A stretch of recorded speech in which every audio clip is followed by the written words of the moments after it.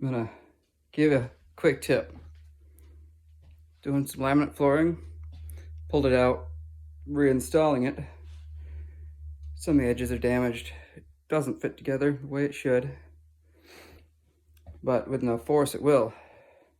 Now this is something that'd be good for new install too, because I've definitely broken a piece or two installing laminate floor. What we do is we take this piece here, we cut it, got the locking edge where we're going to drive it in, we'll leave that on there, cut the other edge flat, and then down here we will lock it in like so. Use our flooring tool like that, and then the hammer, you want one hand here to hold this, the other hand on the hammer.